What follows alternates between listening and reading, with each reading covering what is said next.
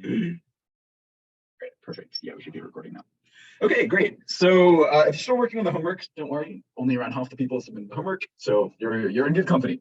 But yeah, with that said, does anyone just have any general like logistics question, maybe about like midterm, or just any content stuff before we get started on Lost?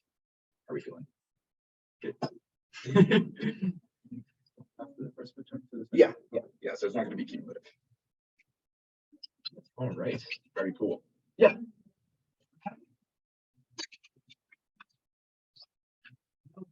Yeah. Sure.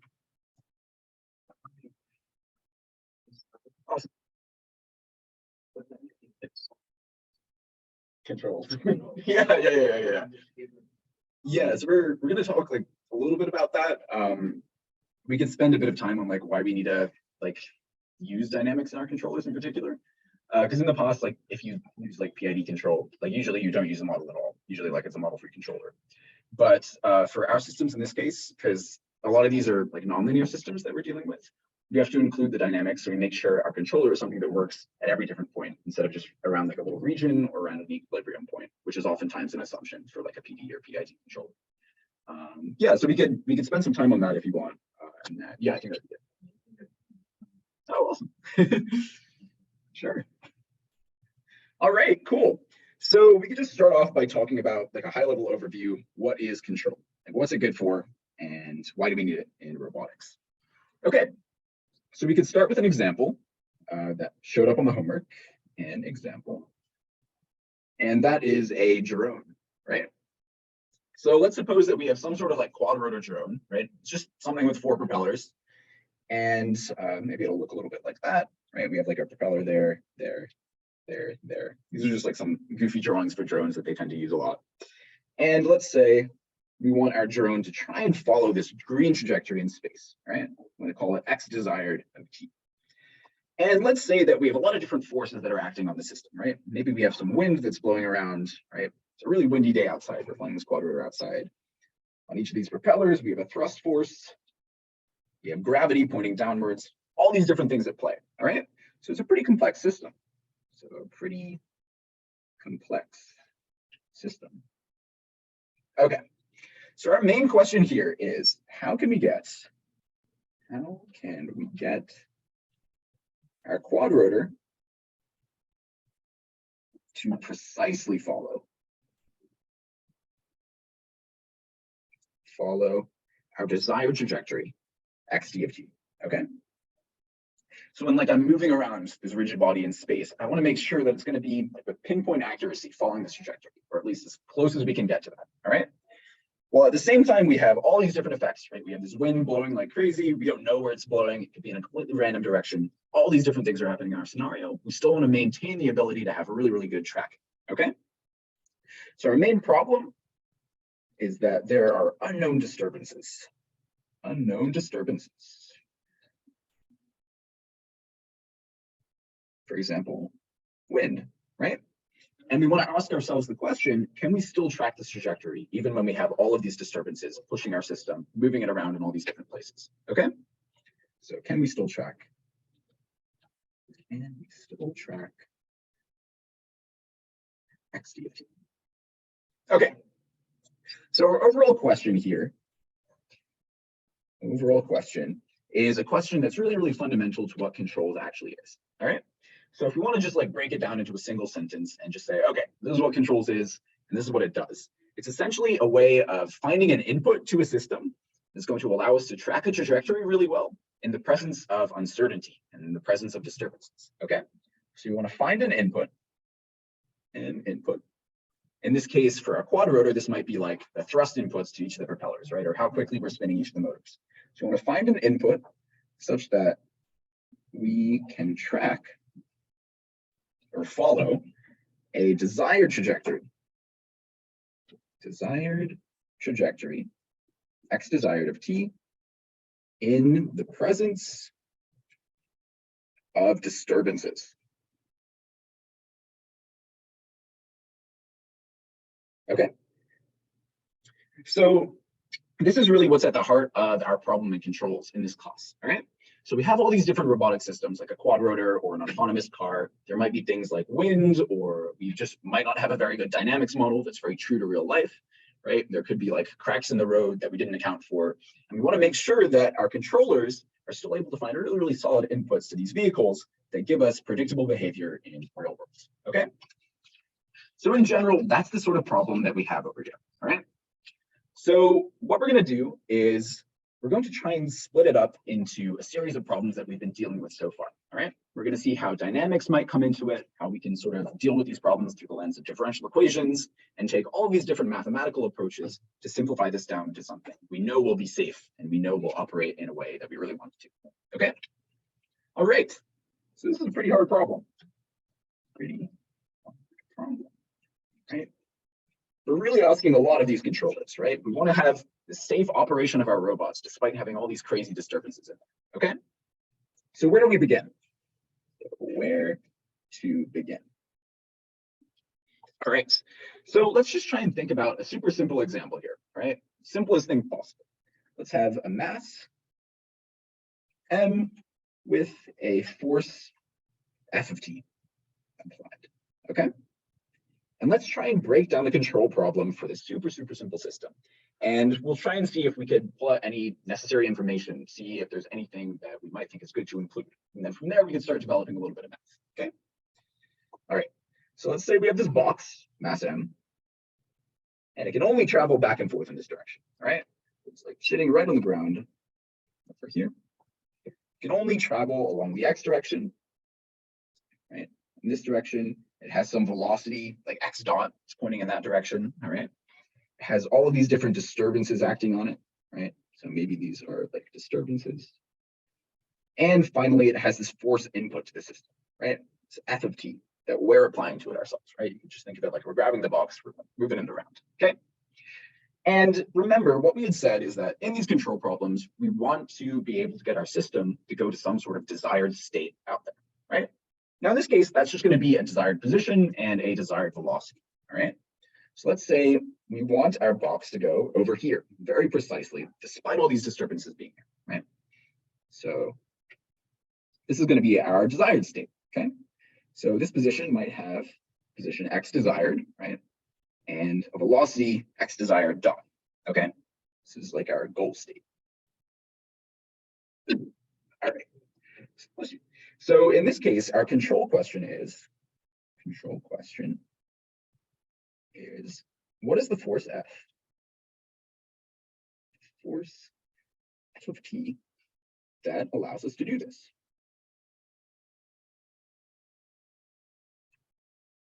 Okay, and we don't just want any force F of t that's going to let us do this, right? Maybe we want to reach that goal state within a certain amount of time, right? Maybe we want only 5 seconds for us to get from our start to our end. Maybe we want it to have like really minimal oscillations about that state, okay? There's a lot of different criteria that we can specify for this. And we'll sort of see how those all fit into this problem of designing feedback controllers in a little bit, okay? So our control input to the system, that's essentially whatever variable we can actually control ourselves, right? It's like I'm taking these knobs and I'm tuning them to control what's happening in our system, okay? Anything that I could do that for, that's going to be one of our control inputs, okay?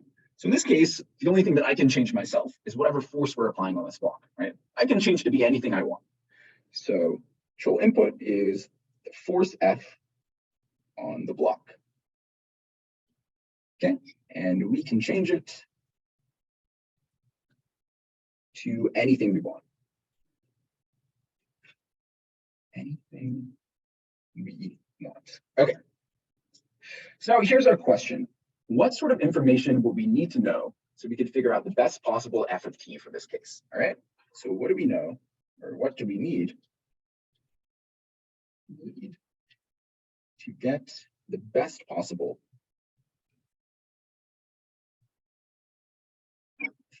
All right. So a lot of this will come down to the dynamics of this block, right? In this case, it's really simple dynamics, but in the more general case, it might be something like we have a quadrotor that's moving through space, or we have like a rocket that's going to a certain altitude, right? All of these dynamics equations that can be pretty complicated. So if we're trying to get our block to go from one position to another, and we're trying to do that in the most efficient way possible with this force vector F, it's going to be pretty good to have some sort of knowledge of what our system dynamics is going to be. Okay, so what are we going to need? One, system dynamics. System dynamics, right? And that just tells us how our block moves.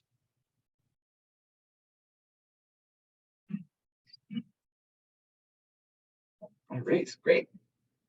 So remember last time we were saying that a lot of the times we could write it out in this form, like this mq double dot plus c times q dot plus n is equal to this gamma, okay? So what we're going to try and do is we're going to try and, oh yeah, go ahead. Sorry, no question. Sure. So, but one, does it tell us how the block moves? Because that's basically what we're figure out, or is it more like what happens when the block moves? Yeah, like the dynamics is like the governing equations behind how the block is moving. So we're trying to tell it to move in a particular way, but how it actually responds to whatever inputs we give it, that's what's governed by the dynamics. Yeah, so it tells us how block will respond. It's how block responds to force. Yeah, great point. Okay, so we were just saying having an understanding of this motion is going to be really, really important to being able to design a nice controller. It's going to give us a very nice response for this block. Okay. All right. Now, something else that might be important is to have some sort of information about where our block is in space, right? Because if we just give it some input, say, like, I'm just going to give it like a 5 Newton input for 5 seconds and just hope that it ends up there, that's not that great, right? We want to have some sort of sensor information. Sensor information. Or feedback, okay? So what I'm going to do is I'm going to take a force, I'm going to send it to my system, and then I'm going to read my sensors and say, hey, it's now at this position. That was either a good force or it was a bad force, right? So we're going to read sensor information, read sensor info, and use it to decide our input. Okay, so what would that look like for our simple block system over here? All right, so let's take a look at this case. And when we write this out, we'll sort of see what information in particular we actually need. Okay, so I'm going to draw out a couple different states of the block. So say this is like state 2, that's state 1, and then our goal state is right over here. Okay. So if we're trying to figure out what sort of force input we should have to our system at each of these different points, right? Call that F1 of t, F2 of t. This first state, state 1, is pretty far away from the goal, right? So we might want a high force, since we're far away from goal. Away from goal. Okay, but this other one, right, it's much closer. You wouldn't want to be applying that same super high force that we would when we're really far out, right? So this one, we want a low force because we're close to the goal. Okay, so you don't just want to be feeding in like these random sensor inputs as these random forces as we're going along. We want to make informed decisions on what force we're sending into our system based off of how close we are to where we actually want to be, right? So there's this general idea in feedback control that your force input depends on the error. All right. So in general, the error is defined as the difference between where you currently are and where your goal state is. Okay. So error, usually just denote it with this lowercase e. A lot of the times it's written like x minus x desired or x desired minus x. I'll just write it as x desired minus x because it's going to make some signs work out a little bit nicer a little bit later on down the line. Okay. So it's the difference between our desired position, where we want to be, and our current position. All right. This is something that's going to be really, really important for us, right? Because this is all we actually need to know about whether we're currently in the right place or the wrong place, right? If we're in the right place, our error is going to be 0. That tells us we don't need to send in any more force, okay? All right. So also, we might want to be interested in like the derivatives of this error, okay? So how does error change in time? Okay, so we could take like the time derivative of the error. And that's going to be the difference between our desired velocity in this case minus our current velocity, right? So that might also be something that we want to control, okay? So this could be pretty useful for us as well. All right, so in general, what do we need? So we needed our dynamics model, and we needed some measure of error. measure of error. Okay. So for our block, it was just as simple as taking the difference between our desired position for our block, somewhere over to the right, and our current position somewhere over to the left. I'm just saying, all right, we're not where we need to be, move it on over until we're there. Okay. So our general desired, oh, sorry, did someone have a question? Oh, okay. Okay, so our general idea in controls is the following. All right, we now have this thing called this error that's telling us, are we at the right place or are we at the wrong place? Okay, so what we want to do is we want to drive our error to zero. Drive our error to zero. Using a good choice of force F. Okay, so this is what our entire section of controls is going to be devoted to. Okay, it's just this single problem right over here. What is a good choice of F? What's a choice of F that allows us to be responsive when we have these disturbances like wind or just cracks in the road, potholes, that sort of thing. Okay, so this is going to be our general idea going forwards, what we're going to try and develop just over the course of this section. So do you guys have any questions about just like this general setup stuff so far? So yeah. This stuff you use for like more simulation.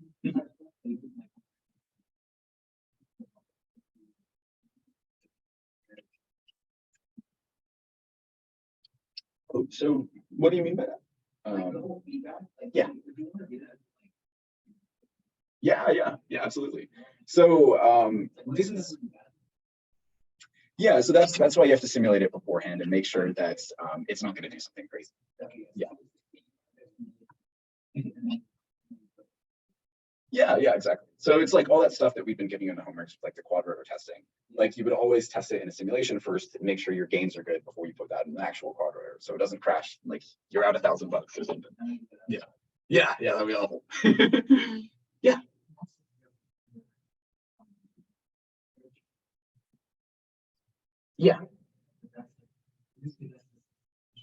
Yeah, exactly.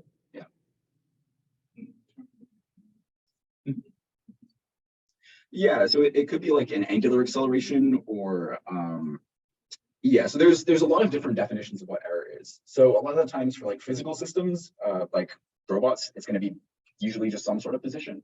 But a lot of temperature control systems like thermostats in your house actually use these feedback systems as well. So it could be like a rate of change of temperature or something with respect to where your desired temperature is. Yeah, so it could be all sorts of things. So it's a, I guess, kind of fun fact, like your thermostat, did I spell that right? Uses PID. Okay, so we'll talk about that a little bit later. Maybe not this example in particular, but we'll discuss it in general. Okay, cool. Do we have like any other questions before we keep on going? How are we doing? All right, nice. Okay, so let's start developing what this force input to our system F should actually look like. Okay, what should F look like?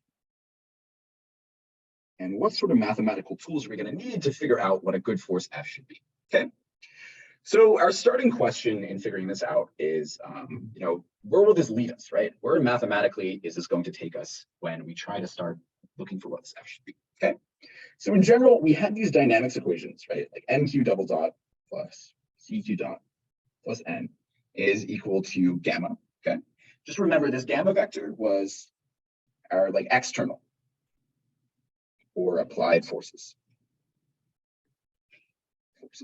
Okay, so for our purposes, we could just assume that we're entirely controlling what this gamma is going to be. Okay, so we have complete control over this. Okay, so what we want to do is we want to find a gamma that will provably allow us to get our error converging to zero, right? We want to have some sort of mathematical guarantee that we're actually going to end up where we want to be. Okay, so how can we get mathematical guarantee of behavior? Okay, and the reason that this is really important is that like a lot of the times these controllers are applied in like really safety critical situations, right? Like if you're making an autopilot for a plane, you want to be able to prove mathematically that thing is going to be safe before you trust it with like 500 people sitting in it, right? So we're going to try and see how we can come up with some really nice definitions of convergence and make sure that our controllers are going to be safe before we actually go ahead and put them on a real world system. Okay. All right. So something that we see right here is that this guy, this equation, is an ODE, right? It's an ordinary differential equation. So a lot of this controls methods, a lot of them is going to come down to applying this theory of ODEs. Okay. So we want to apply theory of ODEs. Theory of ODEs to prove system behavior.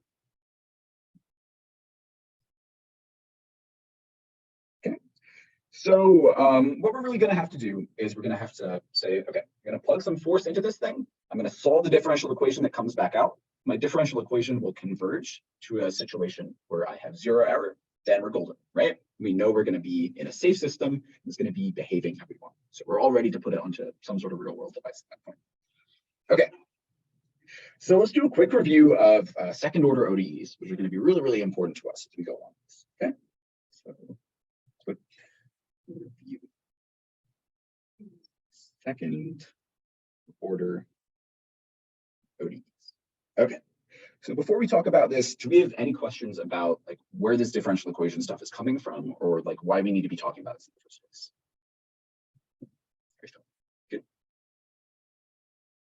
Okay. All right, cool. So first off, why do we want to talk about second order differential equations? All right, so why second order?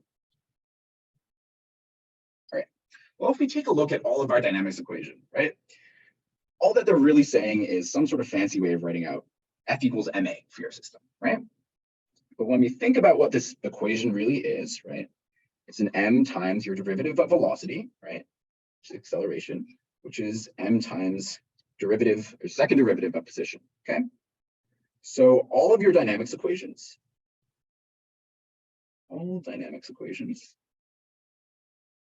equations are second order. Okay, so it's going to be really important for us to have a good understanding of how these second order differential equations are behaving before we go ahead and start to design these controllers. Okay, so how can we solve a second order ODE?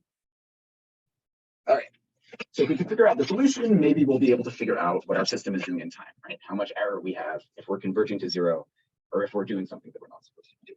Okay, so let's just talk about a simple case that's actually going to be really, really important and fundamental for us. Okay, so it's a linear, homogeneous, second order ODE. Okay, so it's going to look a little bit like the following. Okay, again, a times an x double dot plus a b times an x dot plus a c times x equal to 0. All right, so this a, this b, and this c, those are all just constants, right? They could be like 1 or 2 or 3 or something. X is going to be like a single scalar function.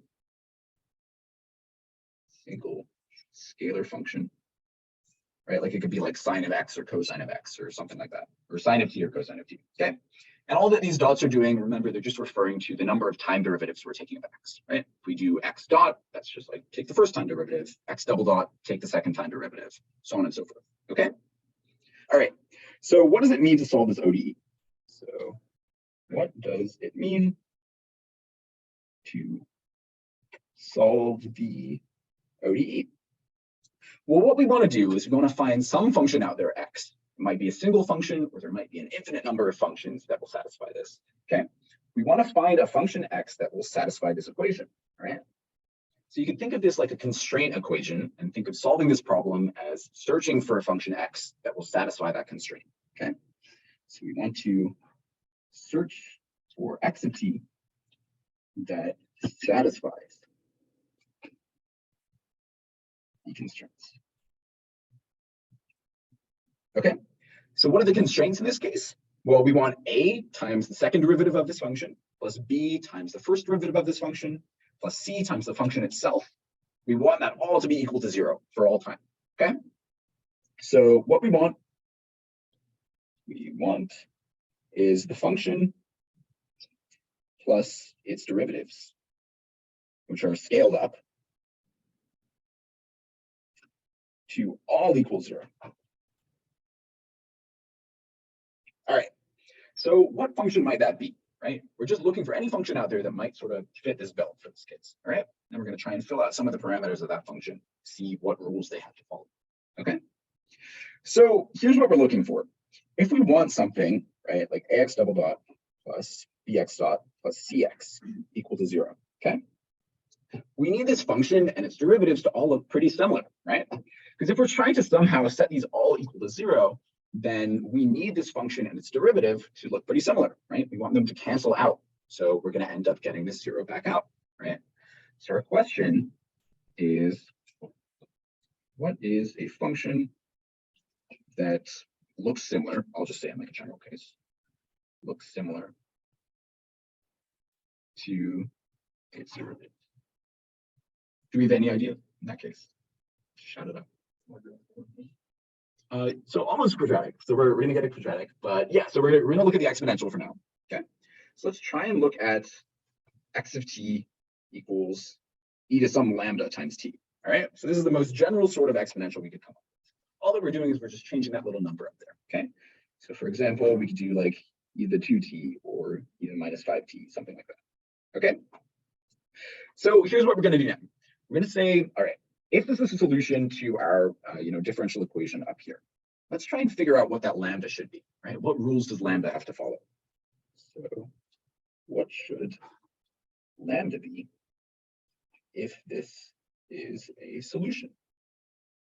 Okay, so what we're going to need is we're going to need a couple different time derivatives of this thing, right? So we're going to have to take the first time derivative of this, right? ddt of x of t equals ddt of e to the lambda t. So what's that going to equal to right there? Yeah, lambda e to the lambda t. Okay. And then we'll also need the second derivative. So d squared dt squared of x of t equals, in this case, we're just going to take the derivative again. Okay. So we're going to end up with a lambda squared e to the lambda t. All right, great. So now let's try and plug these things back into our differential equation and let's see what comes out. All right. So we have an a times the second derivative, right? So it's going to be a times lambda squared e to the lambda t, then plus a b times our first derivative, plus b times lambda e to the lambda t, and then plus c times our original function, okay? E to the lambda t. That's all equal to 0, all right? And what we see right here is that we have a lambda t in every term, right? So let's just try factoring it out, and let's see what gets left behind. It's b lambda plus c. All times e to the lambda t equal to 0, right? I'll just divide out by e to the lambda t because it's never going to be equal to 0 itself, okay? And this leaves us with a times lambda squared plus b times lambda plus c equal to 0, all right? So what we can do at this point is if we can solve this equation, if we can solve for lambda, then we'll have a solution, right? Have a solution, okay? So this is a quadratic function right over here, right? So it might look something like that, or we might end up with like one over here or one down there, all these different solutions that are just looking like quadratic, okay? So we know that this will have two roots or two potentially repeated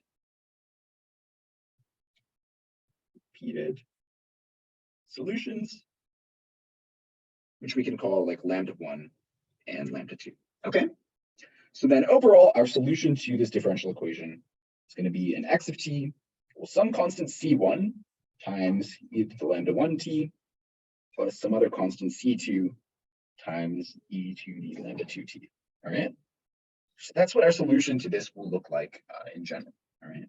So the c1 and c2 are just constants. And those are just determined by the initial condition of our differential equation, all right? So from initial condition. Okay, so something to note right over here is that, just as like a quick side note, if lambda 1 and lambda 2 are complex, which is a possibility, solution will be slightly different. Okay, and we'll talk about that a little bit later. Yeah. Yeah, so if you've repeated, then you're going to have a t e to the lambda t as well. So yeah, so if lambda 1 is not equal to lambda 2, then you get this. And then for lambda 1 equal to lambda 2, you have a c1 e to lambda 1 t plus c2 t e to lambda 1 t. Yeah, good point. Yeah. All right. So do we have any questions about the solution to this second order differential equation? Is there anything that's seeming a little bit weird about it? Anything else? Oh, initial condition. So that's like in its pond. Okay. So it's like if you specify at time 0, your x has to be equal to like 5, and your x dot at time 0 has to be equal to 10. That could be an example of initial condition, and then that'll help you find your C1 and C2. Could I repeat what the equation on the bottom right is for? Oh yeah, so this one on the bottom right is if you have repeated roots. Have repeated roots. Okay, so that's like if your lambda 1 is equal to lambda 2. Yeah, good point. All right. Like approximately different, or like slightly different. Yeah, so we're going to see some like sines and cosines popping up in that case. All righty. Cool. All right, so for this simple case, right, for case where lambda 1 and lambda 2 are different and real, and C1 and C2 are greater than 0, let's just try a couple of quick sketches and see what these things might look like. Okay, just so we're all on the same page here. Oh yeah.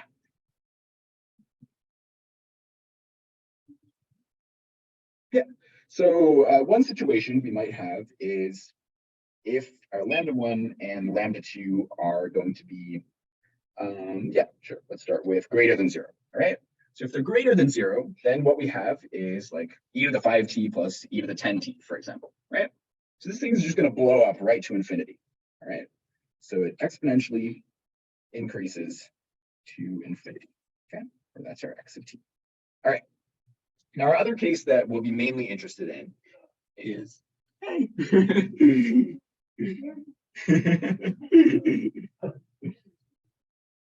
is if our lambda 1 and lambda 2 are less than 0.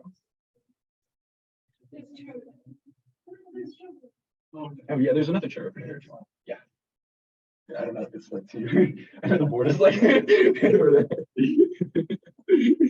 All right. So if lambda 1 and lambda 2 are less than 0, then this thing is just going to decay like right down to 0. Okay. So here we get exponential decay down to 0. Right. So that's our x of t. Okay. So these are our two main cases of interest. One of them where we have the roots of that equation greater than 0, and one of them where we have less than 0. All right. Yeah. Yeah. Yeah. So if you have positive negative, then that's actually still considered like an unstable system, because depending on what initial condition you could pick, one of them could be like scaled up higher than the other, or one of them could have a growth rate that's faster than the other. Yeah, that's a good point. All right. Okay, cool. So do we have any questions about this like solution process for these second order differentials? Yeah.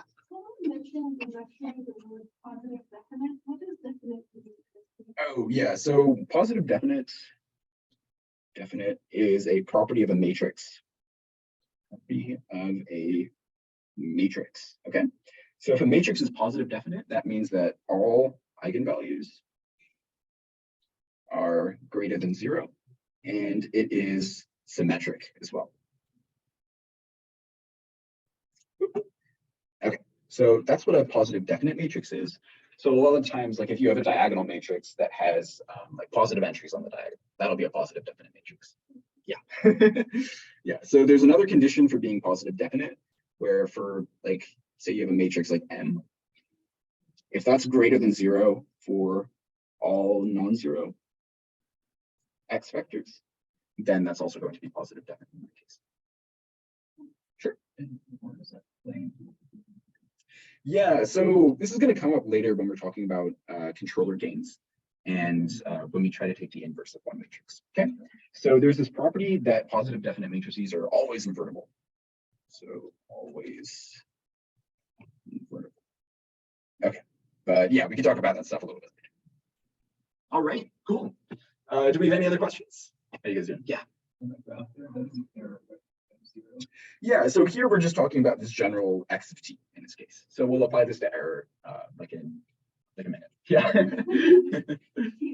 Yeah. Yeah, so this is just like an arbitrary example. So I've just picked x as a like a random variable.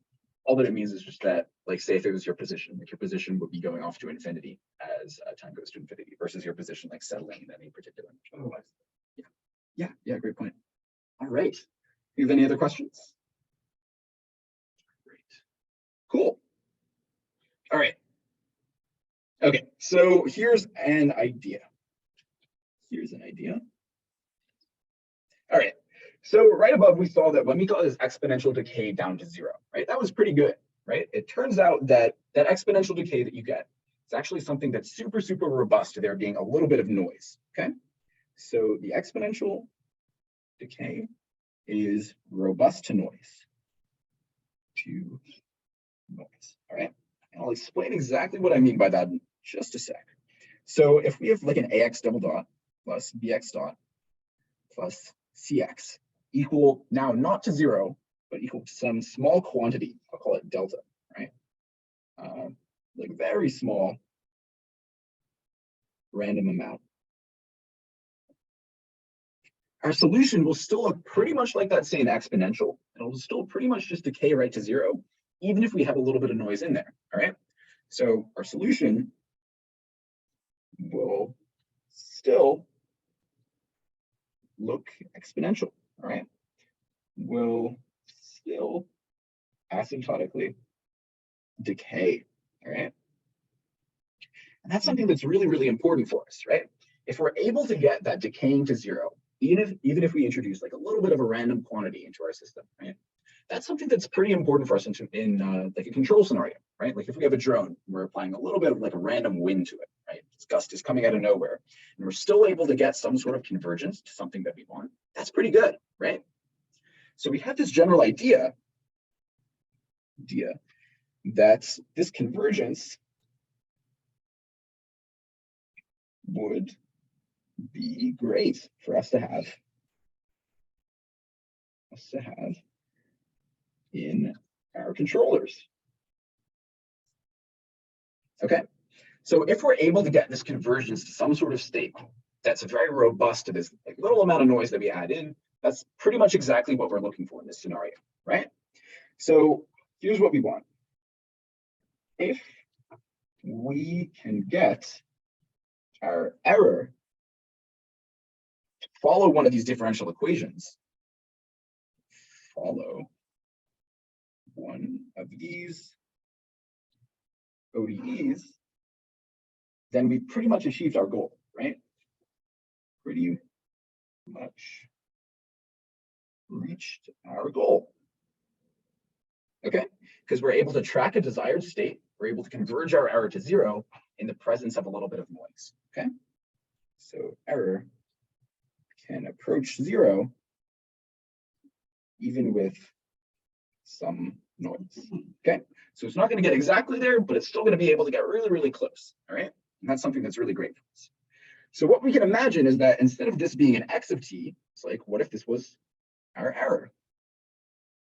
This was, all right. So what we want to do now is we want to try and figure out some sort of way to manipulate our dynamics equations so that we get one of these error differential equations back out. It's going to decay to 0. All right. So our main question is, how can we find an input to our system to make error decay to 0 in this way? All right. So we're going to try and search for this input. All right. So do we have any questions about like where we've left off right here? How are you guys feeling about this like setup and what we're doing so far? Yeah, more sense. Cool. Yeah, like, one thing that was like lost.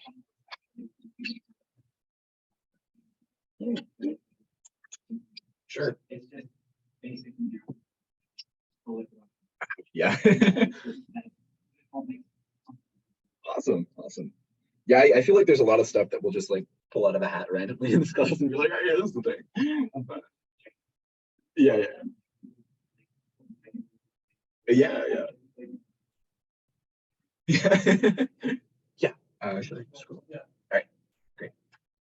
All right. Yeah, I'll give you guys just a second to copy it down.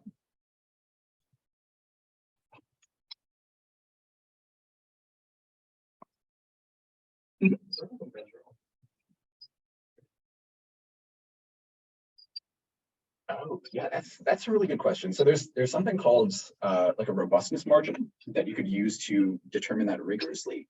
But yeah, we won't talk about that here. Yeah, yeah. So there's something else as well called like a region of attraction for your controller, and that tells you like how far you're able to push it before it stops being effective. Yeah, so that's another thing that you could compute to tell like when your controller is gonna work and when you've just added like way too much noise for it. is it in this class with our controls? Yeah, that's more control specific. We might talk about it very briefly in 106B. Yeah. Yeah, awesome. Okay, so let's write out our goal equation. Okay, so goal equation is to make our error follow this ODE, right? Some sort of A times E double dot plus, sorry, that looks like a 9. A times E double dot plus B times E dot plus C times E equal to 0, right? So now at that point, if we're able to adjust some of these terms, we can really get our error to converge right to 0, okay? So by adjusting A, B, C, error can go to 0, a really, really nice way for us, okay? All right, so how are we gonna get this, out of our dynamics equation, right? We're really gonna have to work these equations in some way, choose a really, really clever input to be able to get our error to look like this, okay?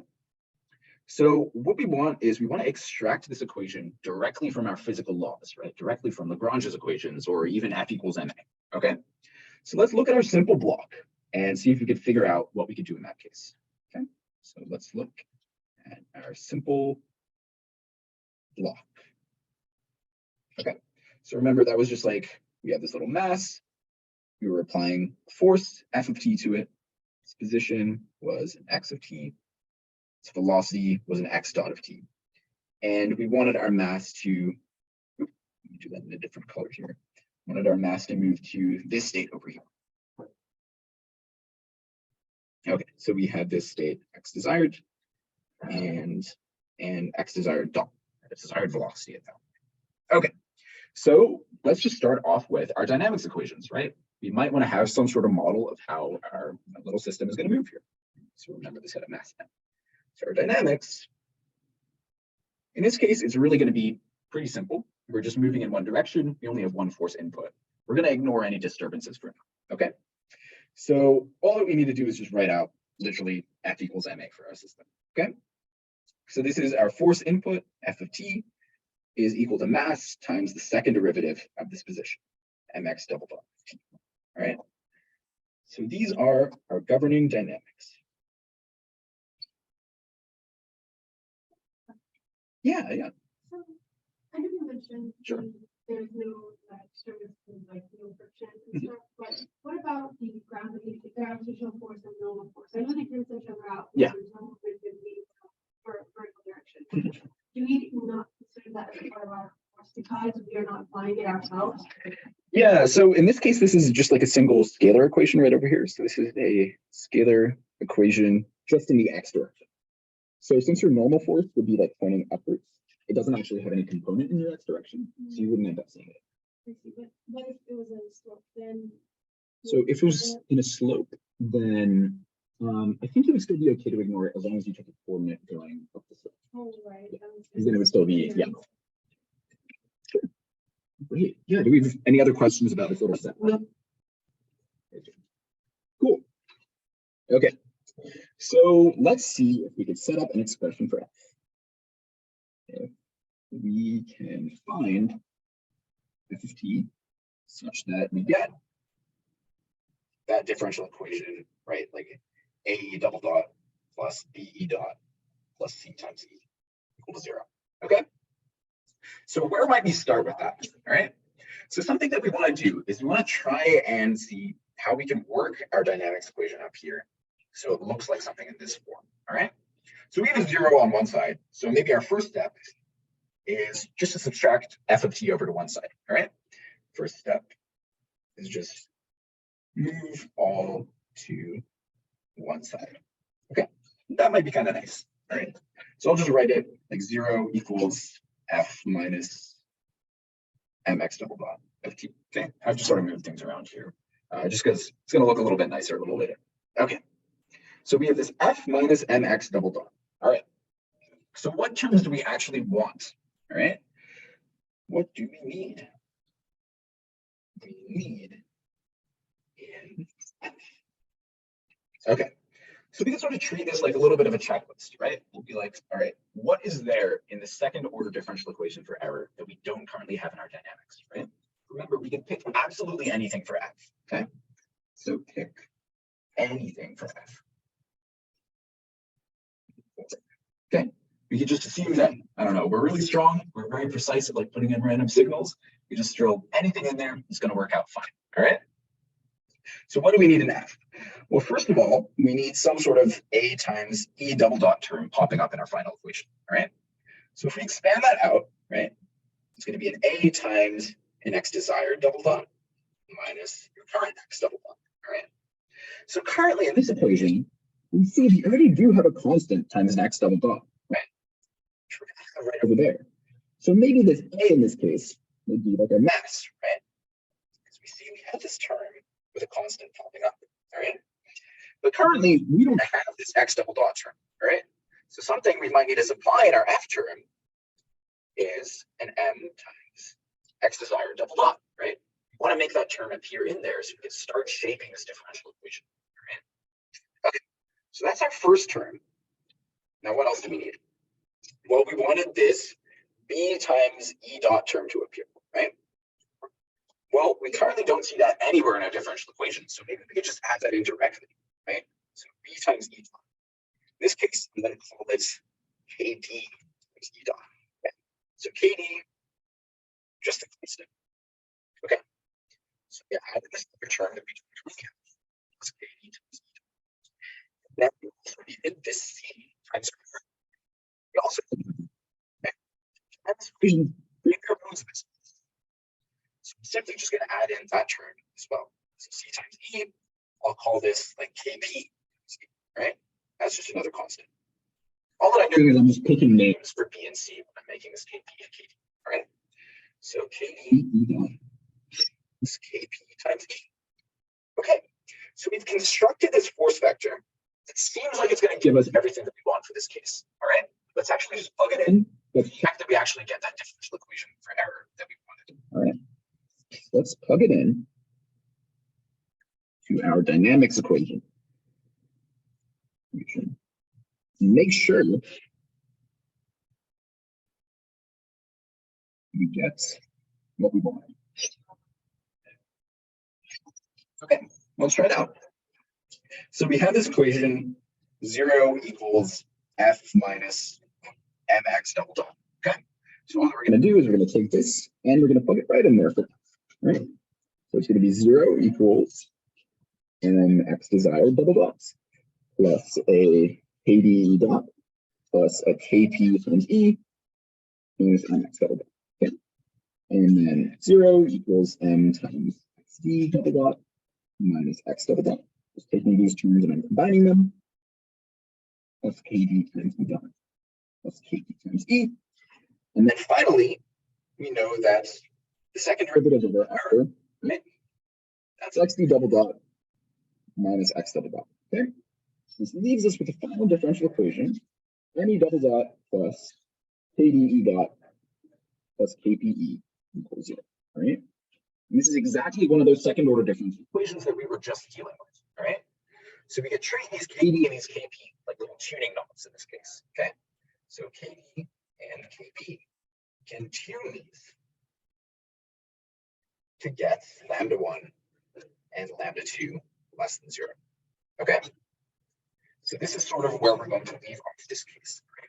You can now change this KP and KT such that the solution for our error differential equation, which came right out of this physical law, right out of this, that will prove that our error will converge to 0. Right? So our error with t is going to be like asymptotic to this axis over here. Okay. So using, I think it was NA, we just showed that this F can drive E of t straight to 0. Okay. So do we have any questions about that process? Yes.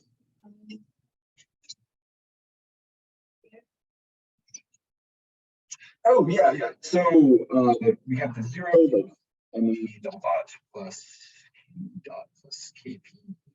Then from there, we go into that characteristic equation, right? Where every time we see a second derivative, we just replace that with like lambda squared plus KD lambda plus KP is equal to 0. Then we solve for that. Okay. Yeah.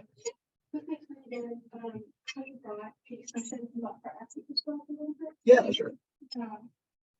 Yeah, I'm glad that you asked.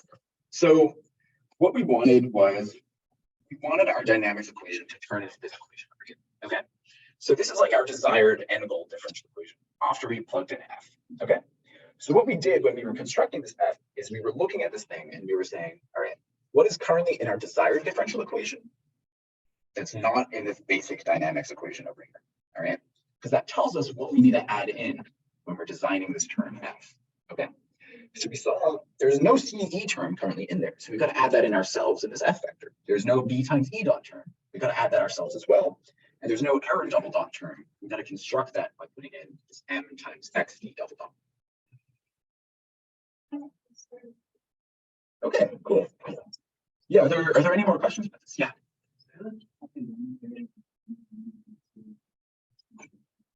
Yeah.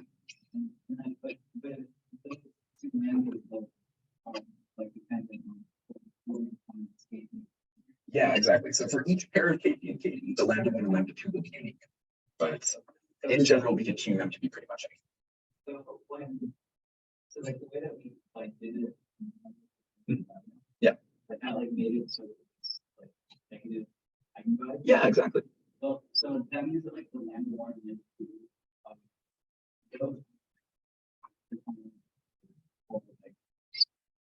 what makes this function work is our actual value. Yeah, it's your actual values of KP. So this setup here, this choice of F is what allows us to tune our lambdas to be anything that we want. But yeah, the actual value of that lambda will depend on those particular parameters that we tune. So there's something kind of nice called like a root locus plot that's essentially going to plot like where your lambda 1 and lambda 2 will travel for different choices of KP and KD. So it can show you like, oh, if I set this as 10, like, oh, they're going to travel over here, and maybe they're suddenly going to be positive in that case. So plots out like little traces of where they go. Yeah.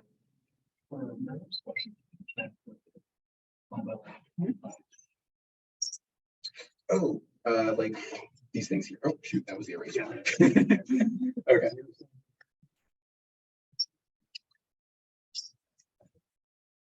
Yeah, so like this AE double dot was like a term we had in this error differential.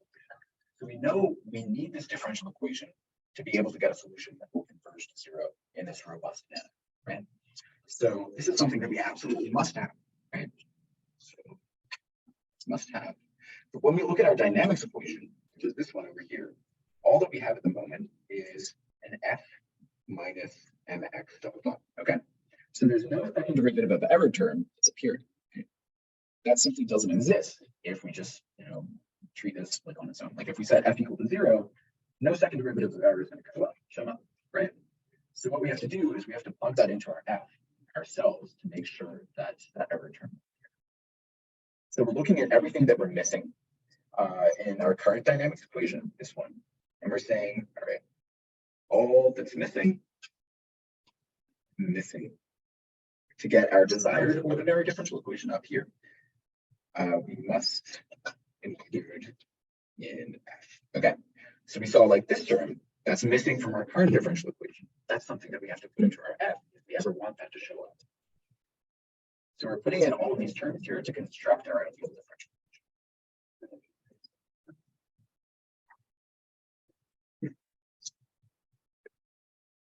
Into the, yep, which is just F equals NA. And just by doing some rearranging, we show that we get that second order differential equation, which is what we wanted. Yeah, okay. Okay, all right, cool. Yeah, are there any other questions on this feature? Great, how about the Zoom chat? Zoom. Okay, cool. So let's just try and break down this controller, this F there. Oh, sorry, Sammy. Tell me what. Okay. No, it always keeps traveling off. Trying to take my finger out. Sure. It's a mind of its own. Yes.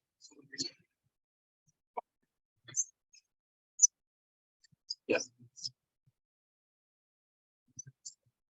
So it's not that it's easier to solve, it's that when we get it into that second order ODE, we know that by tuning to the parameters, we can get the solution to converge to zero. So we want that guarantee that whatever differential equation we have for error, it's going to solve out so that it just drops straight to zeros. Yeah, so that's just because we want our box to end up exactly in this desired position where we want, or at least asymptotically close to that desired position. Yeah, great question. All right, cool. Okay, let's see. Oh, yeah. All right. So let's examine the terms in our. Okay. So this overall F of t is usually referred to as your controller in this case. All right. It's whatever we're inputting to the system. All right. So that is our controller. Okay. So we had two different terms in this case. We had this m times x desired double dot, right? It's our first term. And it allowed us to get that e double dot term appearing. Okay. And we had a kp times e, and then we had a plus kd times e dot. Right? Okay. So let's talk about what these different terms mean. Right. So this is usually referred to as your proportional term. So a proportional term. Okay. And kp is your proportional gain. Okay. So whenever you see gain, that just means that it's something that we could tune, something that we could adjust ourselves to set to be anything that we like anything that we want. All right. So we could like increase it to 10. We could maybe set it to -10, which we wouldn't actually want to do, but we could do that. Okay. So we could tune it to get an E of t. All right. So we start adjusting that gain to get a particular decay. All right. We want it to decay really, really fast. Maybe we would adjust that term. Right. Now this kd times e dot, right? This is called our derivative term. All right? And that just comes from the reason that this e dot is dE dt, right? It's just the derivative of error. Okay. So just like kp was called your proportional gain, kd is your derivative gain. Okay. That's just because we're scaling up the derivative using that kd. Okay. Okay. So yeah. Okay. So let me just rewrite this out one more time, and then I will just say a couple other things that are kind of important about these different terms. kd plus kd dot. Okay. So this is something that's called like the feed forward term in your controller. So that's your feed forward. All right. So remember, all the way at the beginning, we had said these feedback terms are the terms that account for the error in our system. All right. Whenever we're reading our current system state and subtracting it from our desired system state to get an error, that's a feedback term. Right. So anything that's not feedback is considered feed forward. Right. It's because it doesn't use our actual system state. Okay, it just uses our desired state. It's something that's constant that we're just plugging in there. All right. Now this term over here is called your feedback term. So feedback term. All right. And remember, that's because it's using the error, right? It's measuring where we currently are, and it's adjusting our controller input depending on that, right? So it measures current state, and it adjusts F according to that. Okay, so this particular type of feedback term is called a PD controller, all right? So PD controller. This is something that you'll see pop up a lot in this class. So whenever we say PD controller, all that we're doing is we're referring to the fact that we have one proportional term over here, right? That's our P. And we have one derivative term over here, right? That's the T, okay? So we're just adding up a proportional term to the error and another term that's proportional to the derivative, all right? So we have one proportional term, one derivative term that gives us a PD controller. Okay, great. So just remember this feed forward term is what we're using. We're using to get our E double dot, okay? But it doesn't actually use the current state of our system. That's already in our dynamics equation, okay? All right. So do we have any questions about this entire control structure that we've devised? Yes. Yeah.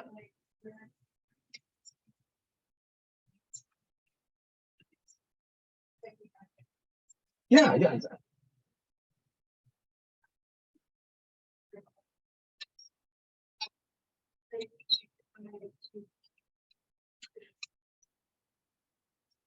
Yeah. So this E is actually like a function of time, right? E dot of t. So as we're going along, like my arrow is changing. So I'm now reading like, okay, say I want to go from like here over to here, right? I start out with like an arrow of like 10 maybe. Then I move it over here, my arrow is now like 5, right? So it's changing depending on how close we are and also like what my desired acceleration is. Yeah. So then we're essentially using those Kp and Kd to adjust like how much each of those error terms are impacting it. So if I think my velocity is really going to be impactful on whatever my control input would be, I really bump up that Kd term. So we'll talk about how we can actually tune these later to make them a little bit nicer for the response. But yeah.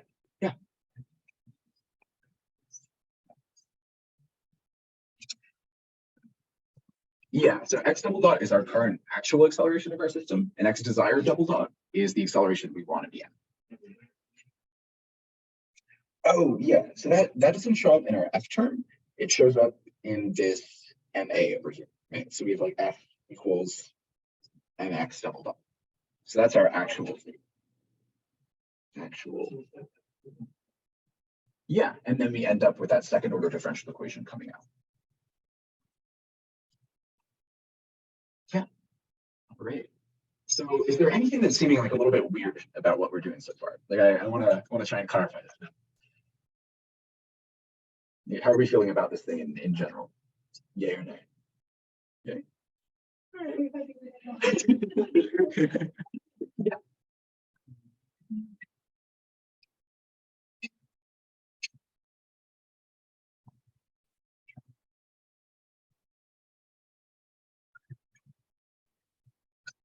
You might. Yeah. Yeah. Yeah. Great. Cool. And I remember everyone was like, let's do a screen problem. And I was like, oh, I better not write the actual one right now. I was so worried I was going to write out like actual stuff. Yeah. I remember last time when we were doing the IK and like everyone wanted to do a screw problem and I knew it was on the test and Daniel was like, it's on the test, isn't it? And I didn't say.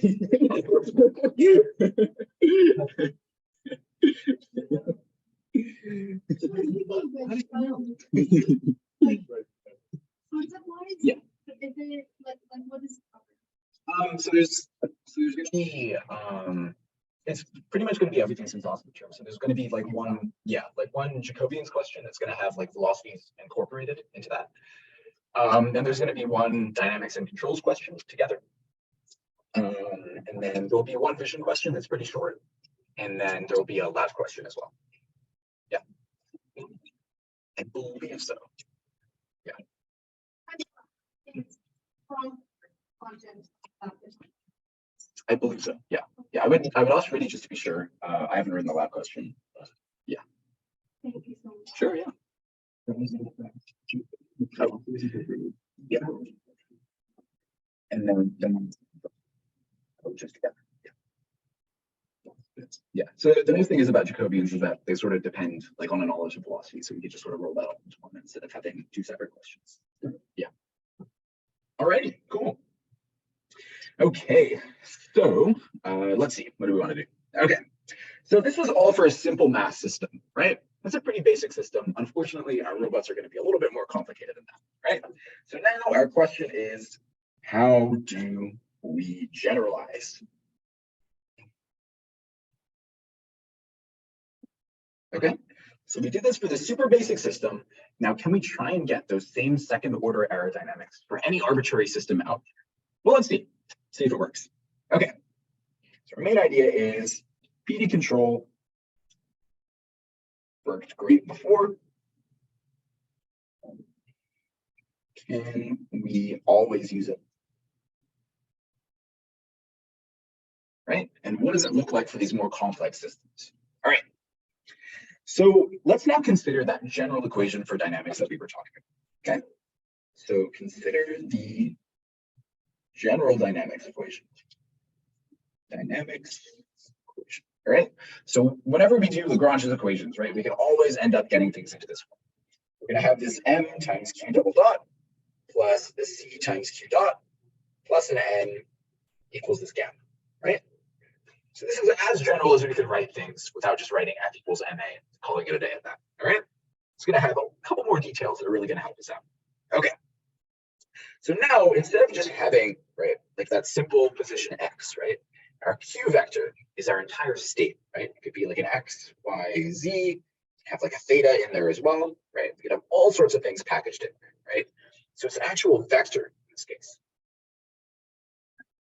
Okay, so we're not just controlling a single state, we're trying to control all these different states at once, all right? Okay, great. So our question is, how can we make Q approach Q desired? So let's say we have some Q desired, which is like an X desired, a Y desired, Z desired, and a theta desired, right? So like, simply we could just imagine like we have some little rod over here that we're trying to control the X, Y, Z position, like an angle theta, right? That would be where this sort of thing shows up. Okay, great. So now what we're saying is we have a control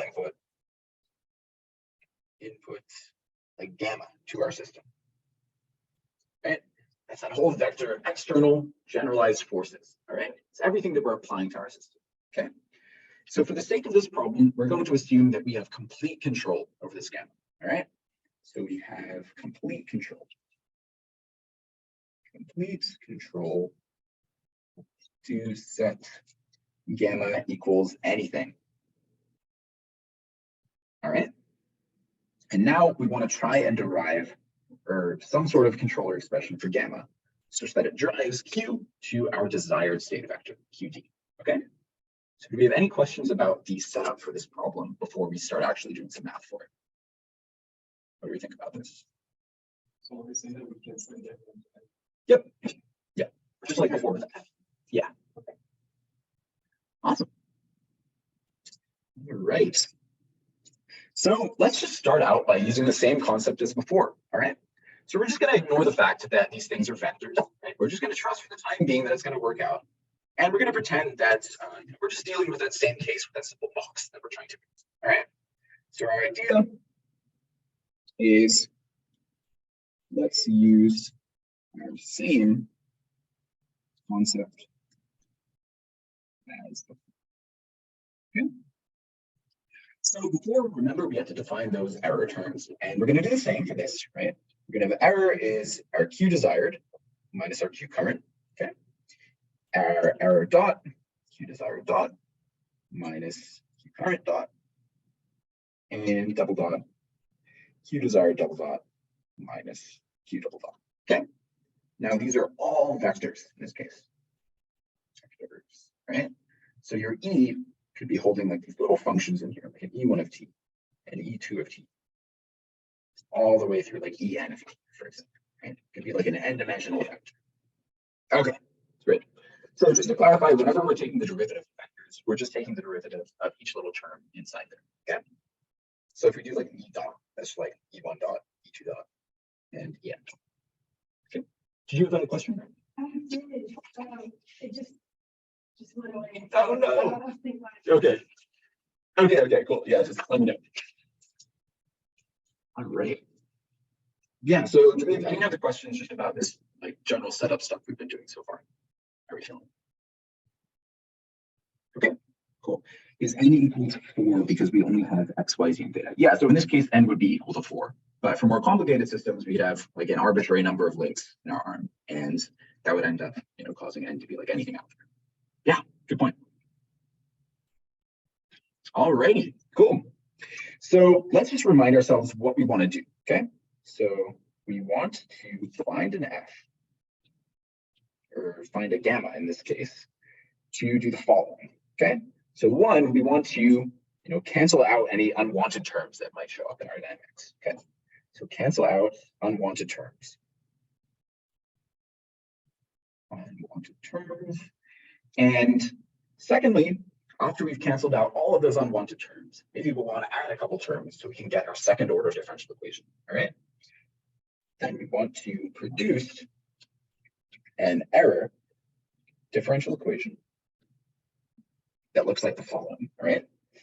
This time, I'm going to ignore the fact that there was an m there in the previous part. I'm just going to say, all right, we're just going to take E double dot to be there in this case. It's not going to affect our problem too much. I don't know. It's just like a nice little simplification.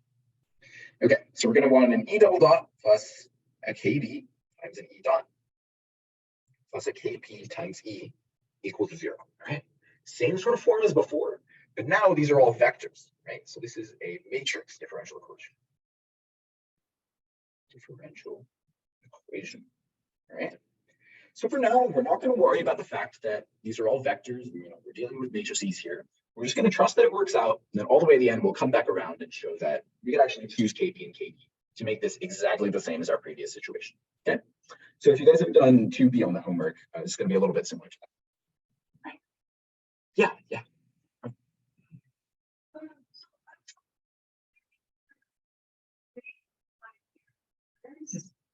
Yeah, so it doesn't actually matter too much for us. So if we choose it as x desired minus x, our KP and KD should be positive to drive our error to 0. But if we choose it the other way, we'll need negative KP. Yeah. Yeah, so I think in lecture, he might have done it the other way, but then you end up with negative terms, and I didn't think that looked so nice. I usually do it this way. Yeah. Any other questions? Yeah. It's just one. So E double dot is just on its own. Yeah. So before it's like we had this single scalar n scaling that whole thing out. Now we're just saying, all right, maybe we could just try and get it on its own. Let's see if that works. It's still going to be a second order differential equation. Yeah. Okay. So in this case, just to clarify, KP and KD are matrices. Okay. Matrices. So they're going to be n by n matrices, or for our simple system in this case, maybe they would be like 4 by 4, something like that. Okay. So just to show you guys what that would look like, it's like in each entry, we have an individual KP gain. We have like KP1, KP2, all the way down there. Maybe like a KPN over here or something. Okay. Same for our KD. We're just filling out this entire matrix with all these different gains that we can choose. Right? So just remember, we have complete control over all like KP gains. Okay. Everything in that matrix, we can make it absolutely anything that we want, right? Yeah.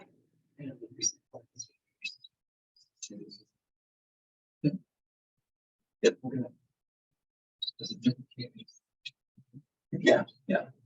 Yeah. So if that's like a diagonal matrix, which we'll talk about in a little bit, it's just like we have like one KP for our first link or second link. Yeah. Oh, so if you have a lot of coupling in your differential equation, like where like maybe you'll end up with like a theta 1 dot and a theta 2 dot in like your same row, then you might actually want to have some off diagonal terms, but usually that won't happen. Oh, yeah.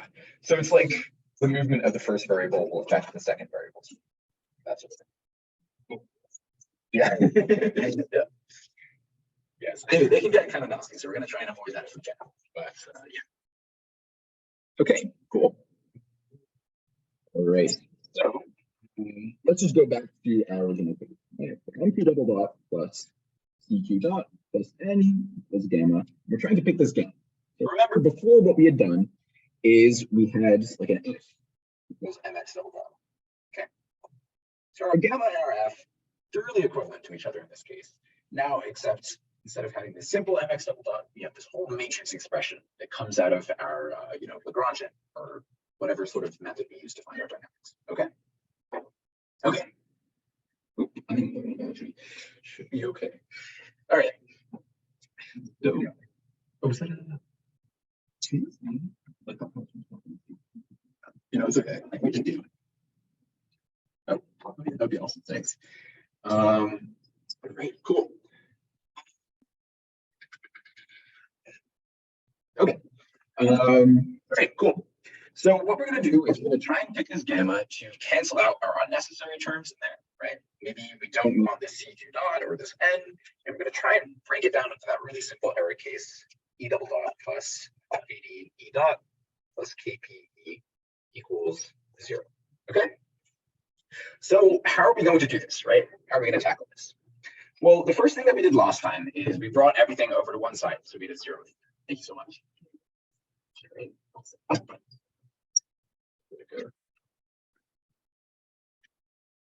Nice. Thank you. All right.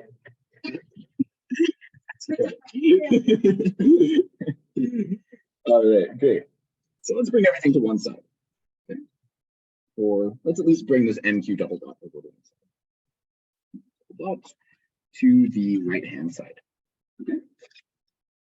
And the only reason that we're doing that is that that's sort of the process that we had done last time, right? We brought that MX double dot over to the same side as that. Okay. All right. So that's going to leave us with a CQ dot plus N equals gamma minus an MQ double dot. All right. We're now ready to start picking our gamma so that we get this differential equation up here. Okay. So we're going to do that same thing as last time. We're going to look at what we need to cancel, what we must cancel, and what we must add. All right. Okay.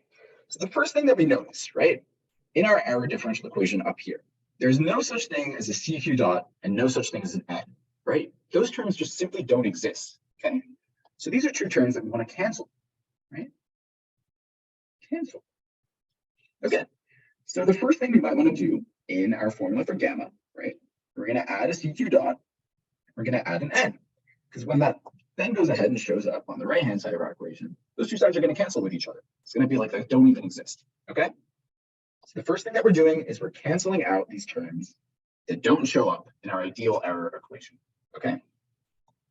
All right. So those are our first two terms, right? So those cancel terms that don't exist in our error equation. Okay. So that's one step of the way towards getting towards this ideal error differential equation that we want here. Okay. What else do we need? Well, once again, we have this E double dot term, right? Now we see we have this M times Q double dot. We'll try and see if we have some sort of way to work around that, right? Because we want this E double dot all on its own, right? So we're going to try and see if there's some kind of interesting stuff that we could do. Right? The first thing I'm going to do is I'm just going to put this M out here. Then in parentheses, I'm going to write our Q desired double dot, right? That's kind of similar to last time, right? Now I'm going to include a couple more things in this parentheses, right? We'll see what that is in just a sec when we go ahead and we plug this back into our dynamics, okay? So remember, we wanted this M times this Q double dot so we can get our E double dot term, okay? So we've included that M times Q double dot. Now we want to go ahead and put in our KD and our KP terms, all right? And because this thing is a little bit different to last time, I'm actually going to go ahead and put those inside here in these parentheses. All right. And we'll see this resolve super short. KB times E dot plus KP times E. All right. So this is the overall expression I'm going to pick for, shoot, cannot draw a straight line. All right, there we go. So this is the overall expression I'm going to go ahead and pick for my generalized force that I'm inputting to the system. Okay. So now I have this term that's canceling out my unwanted dynamics. Right. I have this other term that gives me E and E double dot. And finally, I have these terms over here, which are my like PD terms. All right. So all that we have to do now is we just have to go ahead, plug this back into our dynamics equation. Yeah. Why is Q double dot? Yeah.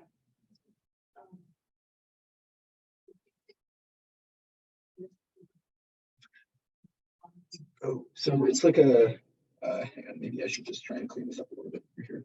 Oh, it really doesn't want to erase the highlighter. All right. Yeah, so it's a tau minus MQ double dot is equal to this left-hand side. So that's what comes from our, like this equation over here, which was like this general formula for dynamics.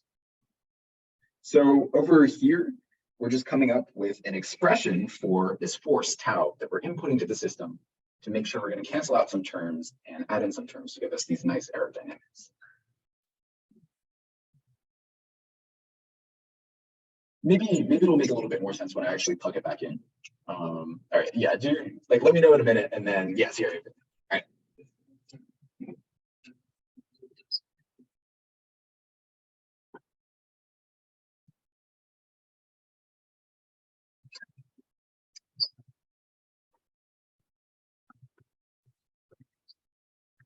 Yeah, yes, I'm trying to avoid that so we could end up with this K dot all on its own.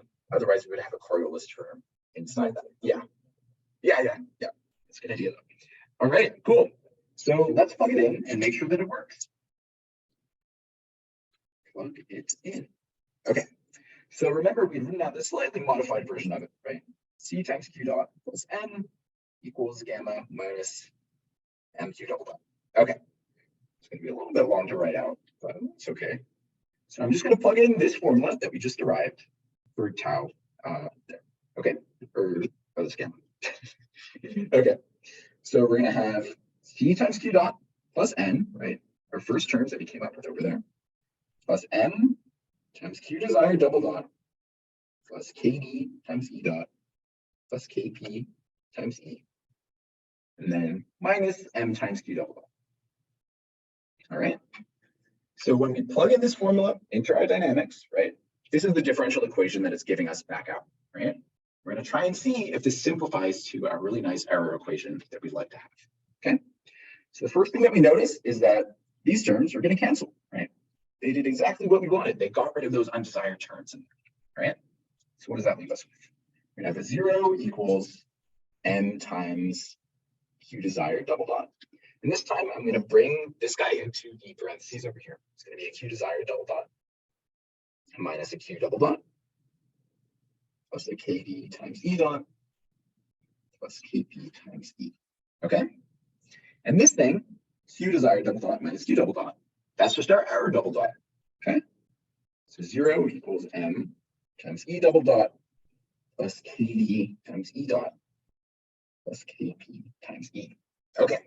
So all that we need to do now, just get rid of this M, and we're going to end up with exactly the aerodynamics that we wanted just by plugging in this force. Okay. All right. So it turns out that this M is always invertible. Always invertible. Okay. That's because it's one of those positive definite matrices that we were talking about a little bit earlier. Yeah. Finally came back around. Positive definite matrices. So we could just go ahead, invert that on both sides. Going to drop that M right out.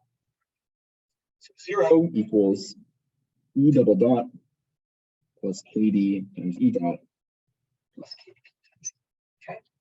And these are our perfect second order aerodynamics. Okay. Perfect second order aerodynamics. Which we know from before, we can now just choose these KD and these KP matrices to drive our error right to 0. Okay. So in this case, we have this sort of problem hanging over our heads of, this is a vector equation. These are matrices. How does that sort of thing all like stack up with what we were doing before? Okay. So like, how do vectors impact us? And it turns out not at all, right?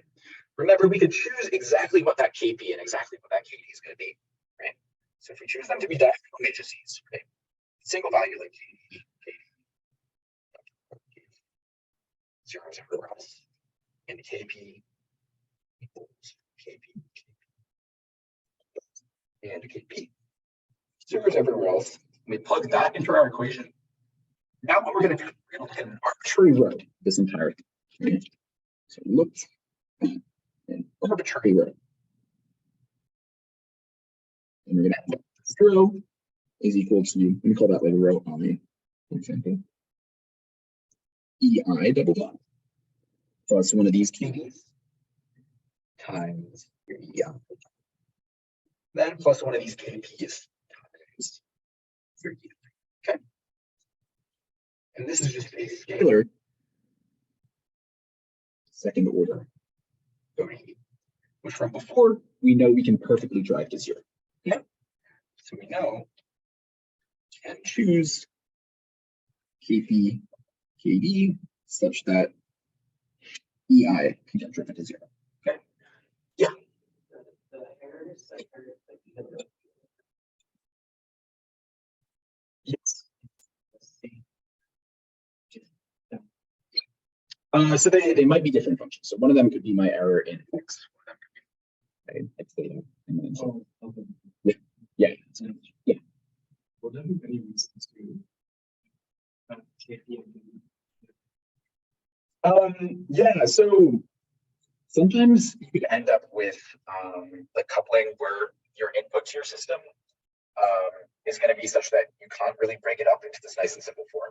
Like you might have an input that's really like embedded in one of your matrices and you can't fill it out. In that case, you would have to start doing some other stuff. And yeah. So your input could be like directly coupled to your Coriolis term, and you might not be able to pull it out, but that's going to be pretty rare. Yeah.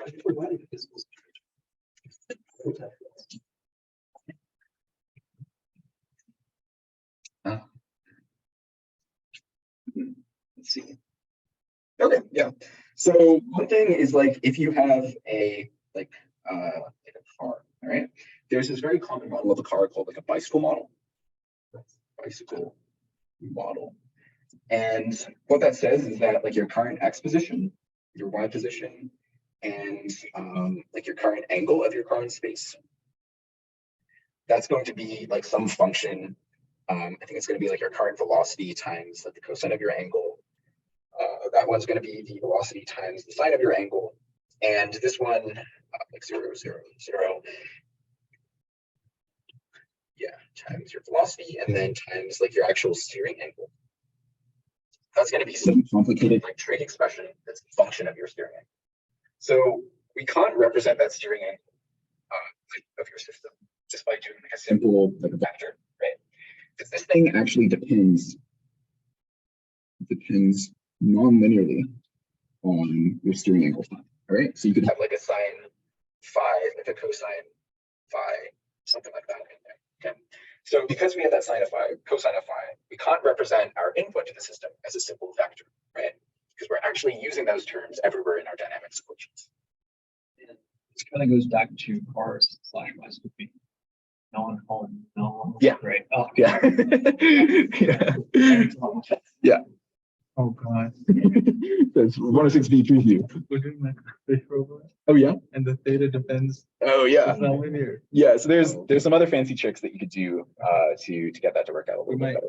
We might want to schedule a meeting with you for that. Yeah. So usually you could do like some sort of change of variables to make it into a linear system. So you define like virtual like fake inputs to your system, and then you control those indirectly. Okay. So you might control like theta squared instead of like theta or something like that, and then you can sort of like linearize your system that way. On the left hand side, you have theta dot as well. Or? Oh yeah, sorry, that should be a theta dot, like your change of your body in space. Yeah, that could be like. And then what What's up? Oh, non-linearly. Oh, no. Yeah. And what is it on the right hand side? Like what? So that would be like, Oh, what you read, like your sensor measurements. so on your right-hand side, this is like your dynamics equation over here. So that's like the velocity of your car times the cosine of your car angle in space. And then, yeah, that's going to tell you what your like total derivative will be. Yeah. Oh, and then you pull out the V. Yeah. So you can pull out the V because that'll only be like linear in that, but your steering angle will be super non-linear. That's why your cars. Yeah. 160. Yeah. Sign up. Yeah. No? You should, I would recommend you go talk to Sastry. Yeah. Yeah. So, We need you. Yeah. So.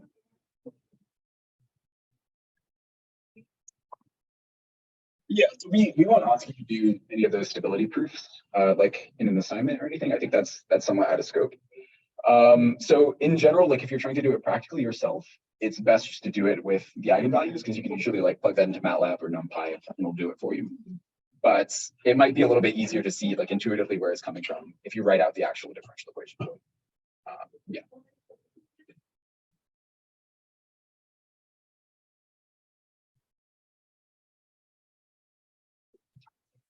Yeah.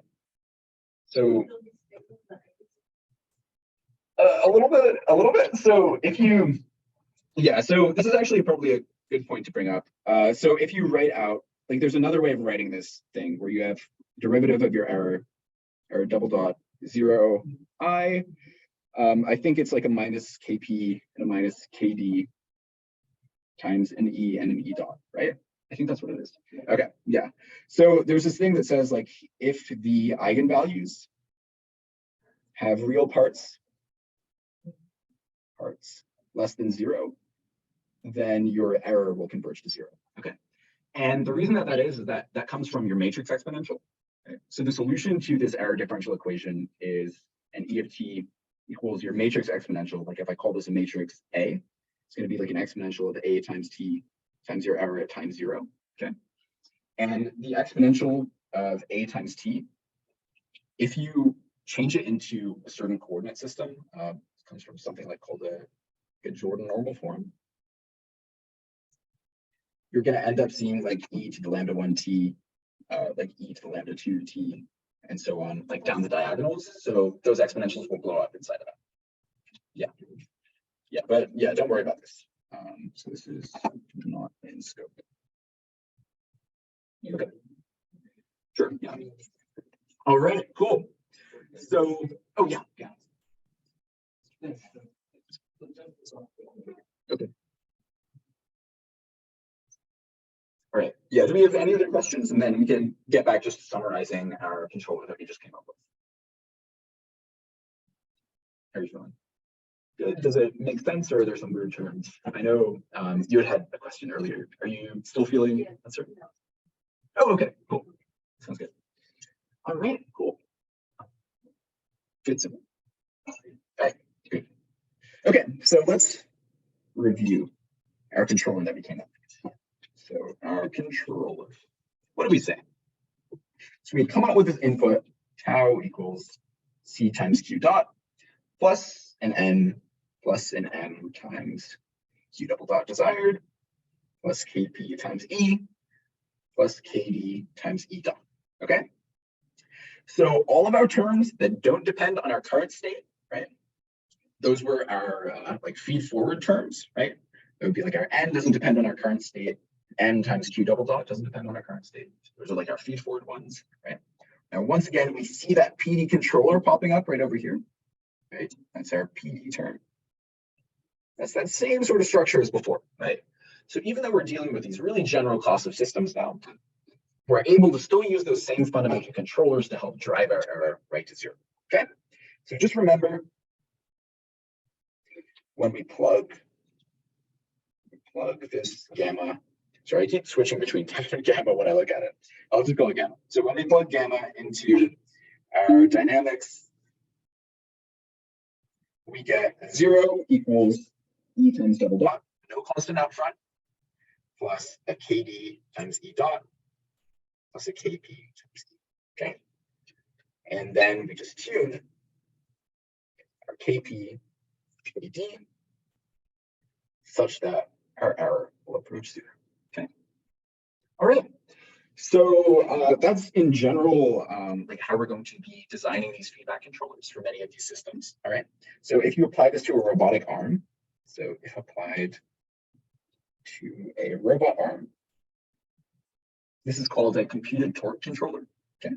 So it's called a computed torque.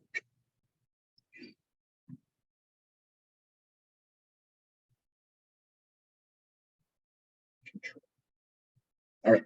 So I think you guys might have mentioned that term during lecture. So if you're recognizing it from that, same thing. All right, great. So do we have any questions about this process of controller design in general? Remember, what we're doing is we just need to ask ourselves, what am I missing in my equation that I need to get my desired error equation? What do I need to cancel out in my current dynamics that'll give me my desired error equation? Yeah. Yeah, sure. No, yeah, go for it. I remember we had like that way. Mhm. We had upsilon. Isn't upsilon the same as gamma? Same thing. Okay. Yeah. Like I do two separate cameras, right? But it's like used the same. Same purpose.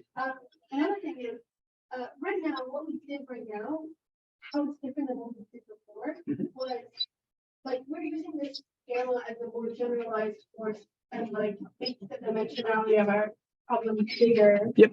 But other than that, conceptually, it's like translates, right? Yeah, it's going to be the same exact thing as before. So I might not just remember it like what happened with the term that was being multiplied by E double dot, but Okay. did E double dot always not have an equal multiplier? So before, when we were looking at that simple mass case, we had an M out front. So all that we're doing here is we're just dividing out that M in our entire equation. Yeah, it just makes it look a little bit cleaner. That's the difference. Yeah. Yeah.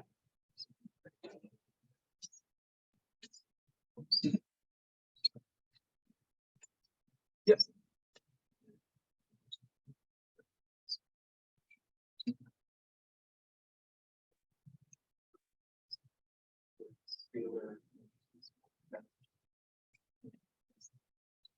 Yeah, yeah.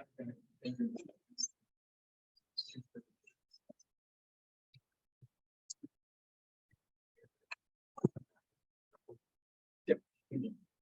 Exactly. Yeah. Yeah. So something to keep in mind is that you don't actually have to put it in like this form with your C, your N, and your M matrices. So this is just something that gives you a general formula that will apply to anything. But you can actually do it just by like looking at your simple dynamics formulas and then just going like off that. So if you had some dynamics that was like F equals, I don't know, like F1 equals like cosine theta plus like I theta double dot, and like F2 equals like sine theta plus like I theta double dot. I don't know, like something kind of goofy like that. Let me get rid of that. Actually, I don't think that would make any sense. Yeah, so you don't actually have to put it into like this C, this M, and this N form. You can actually just directly choose your F terms so that you get like your E double dot plus like KP dot plus KD E, like in this one, and then in that one as well. So you can just jump straight to that. So here, like in this case, we would need to cancel out this cosine theta. So then we could choose like our F1 equals like a cosine theta, plus it would be like an I times theta double dot desired, plus yeah, maybe in this case it would be plus KP times E plus KD times E dot, and that would be our F1 up there. So we're just directly looking at our dynamics equations and directly identifying what we have to cancel instead of organizing it into this M, C, and N. Gotcha. Okay. Yeah. Yep. Yeah.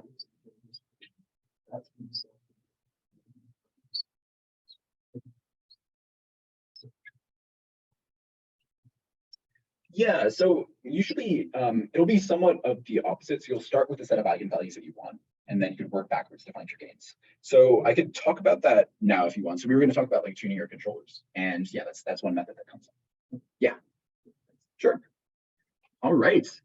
Okay, so do we have any other questions? Otherwise, we'll start talking about controller tuning. We'll just go through that real quick. Okay, cool. So let's talk about tuning your controllers. Tuning your controllers. All right, great. So just for the sake of simplicity, I'm just going to deal with the scalar case. It's going to generalize perfectly to this higher dimensional case. Remember, we could just set diagonal matrices. We're going to end up getting the exact same thing. Okay. So what do our KP and KD terms do? KP and KD actually do. Okay. Like what visual effect will they have on our error? All right. So let's just look at a scalar equation in this case, E double dot plus KP, or I'll do, KD times E dot plus KP times E equal to 0. Okay. So in general, our solution for this thing is actually going to be a little bit more complicated than having a pure exponential. All right. So we could end up with like complex lambdas that are going to solve this, right? Like if we go to our characteristic equation, lambda squared plus KD times lambda plus KP equals 0. We try to look for a solution.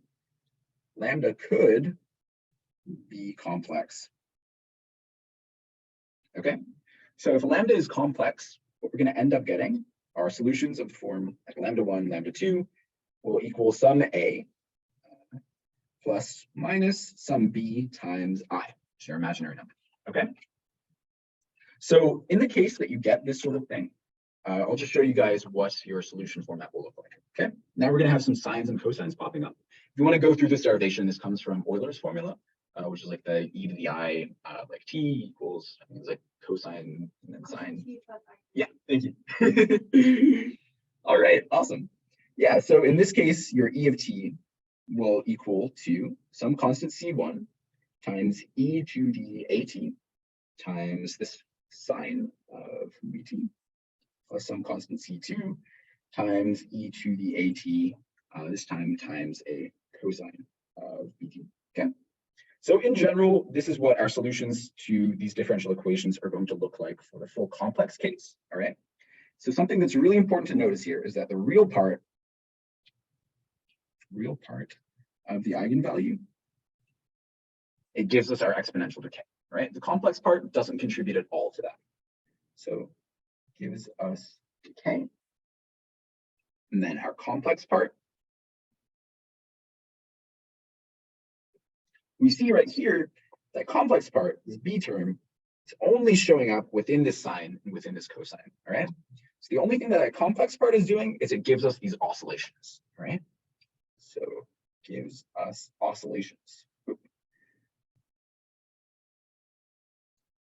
Right. So if you're tuning your controller on the homework and you see that you're getting like these sinusoidal oscillations, maybe they're sort of decaying a little bit, then that just means that you have complex eigenvalues for that case, right? Okay. Let's see, what do we want to do? Yeah, we only have 5 minutes left. Okay. Alrighty, very cool. So let's just talk about why we need a KP and a KD, like on a more intuitive level, right? So why I need both KP and KD, all right? So let's talk about it in the context of this E of t formula over here, all right? Let's see what would happen if we just purely had KP, all right? So let's set our KD equal to 0, then assume we have some KP that we pick to be greater than 0, okay? What's going to happen in this case? So if we look at our error differential equation, right, we have E double dot plus KP times KD times E dot plus KP times E equal to 0. That term's going to drop out, right? So if we look at the characteristic equation for this case, what are we going to have? We're going to have second derivative. We give us a lambda squared, and then the original thing itself, right? Just going to give us a KP equal to 0.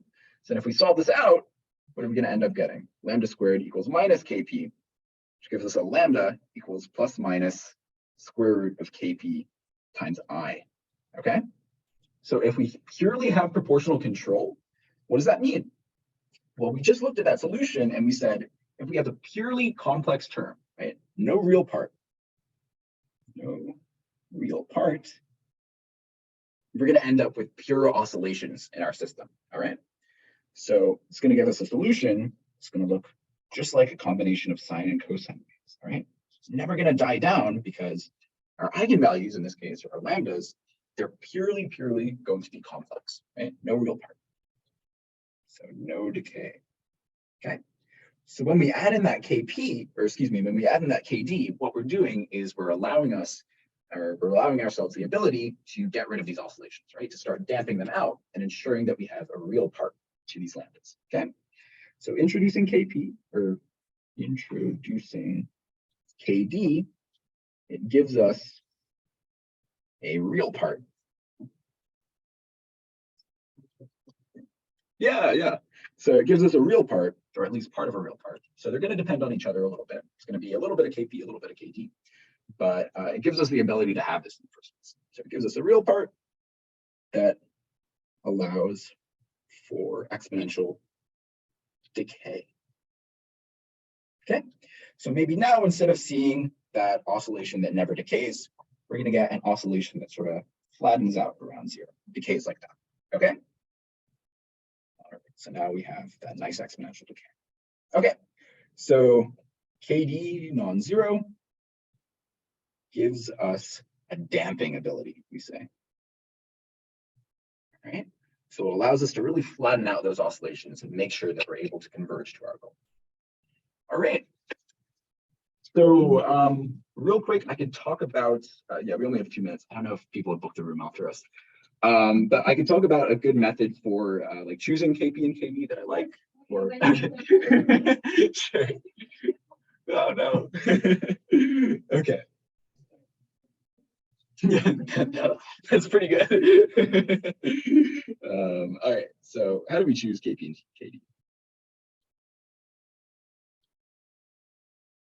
Kp and Kd. All right. So remember that we always want to choose our Kp and Kd such that our lambdas end up over here. Okay.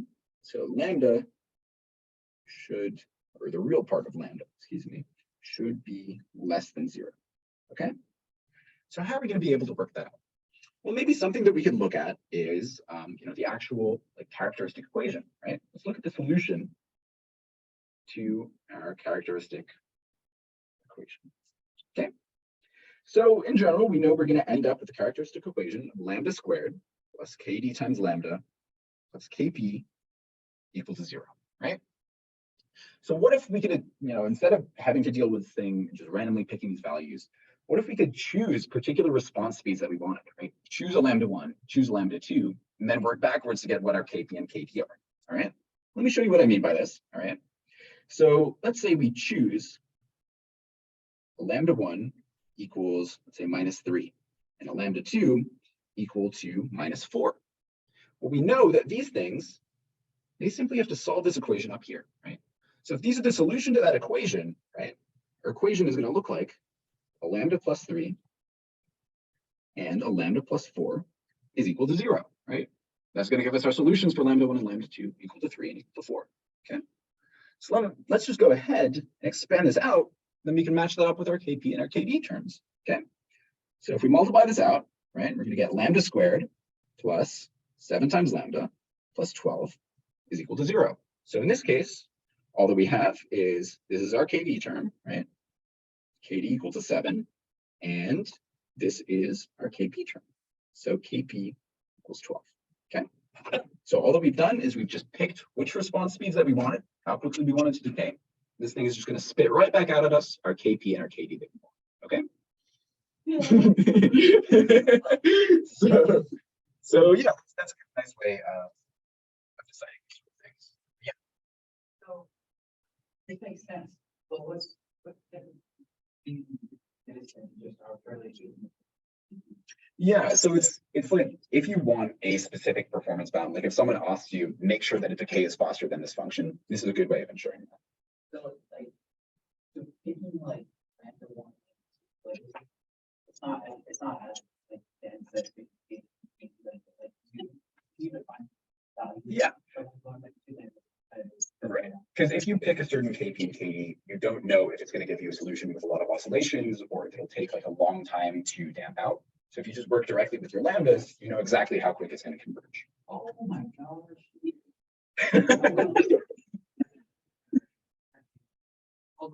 Previous two. Previous two things. Yes. Okay, sure, yeah. So we just want our lambdas to be less than 0. So the real part of lambda has to be in the left half plane. I really want to say that. Sorry. That makes so much sense. Like, oh, I agree. Awesome. Sorry, I couldn't actually was like, distracted. Sure. We were talking about something that is a choice that helps us like with how fast. Yeah, so picking our lambdas picks us, tells us how fast our error is going to converge to 0. Oh, the bigger the lambda, the negative direction. Yep. The more negative it is. The quicker it drops down to 0. But that's not understand over the great thing, right? Yeah, so sometimes it might be really tough for a system to meet that. Like we might just be limited on like what the actual like maximum thrust we can put out is. So it might be unrealistic, and then it would give us really bad control commands for our system because we can't actually achieve anything.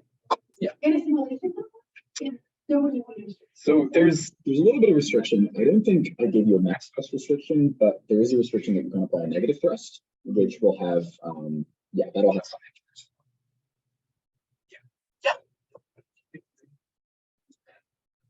I just picked arbitrary values that were like less than 0. Like if we had one over here, one over there, then we know that our solution would be like e to the minus 3t c1 plus c2 e to the minus 4t. Will tell us how our error changes in time, which will decay to 0. Does that make sense?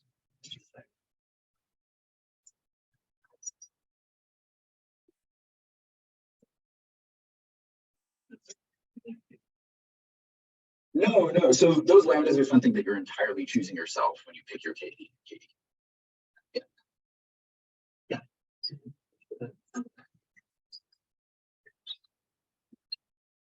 Yeah.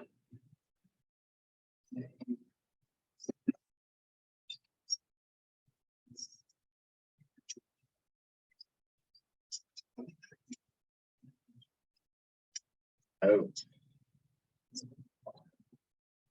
Yeah, you can do that way if you want. Yeah, so where you reach that in seconds.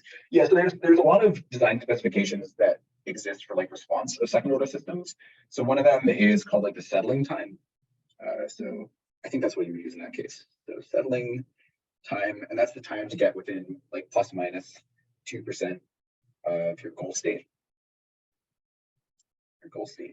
And there's a formula in terms of like Laplace transform variables for settling time in terms of your KD. Yeah. Laplace, what a guy. Yeah, are there any other questions? How are we doing?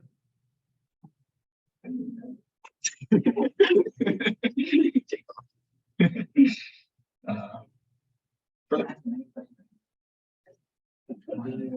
Yeah. Oh, so it's the time to get within plus minus 2 seconds, or excuse me, plus minus 2% of your goal state. Sure.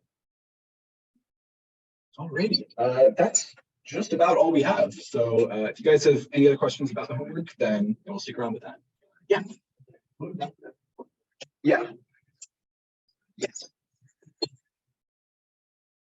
So this isn't a Bode plot over here. So this is like a complex axis, and that's your real axis. Yeah. So your Bode plot is like the frequency of your complex number versus the magnitude. So what we're doing is we're like taking this component and then we're plotting it against like the vector, the magnitude of that vector that comes from the large. And we're doing that on the log scale. Okay.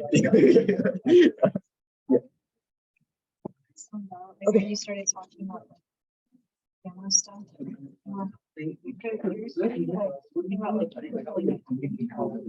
Oh, yeah. So in our term over here, right? Oh, yeah, I can start recording. Hi.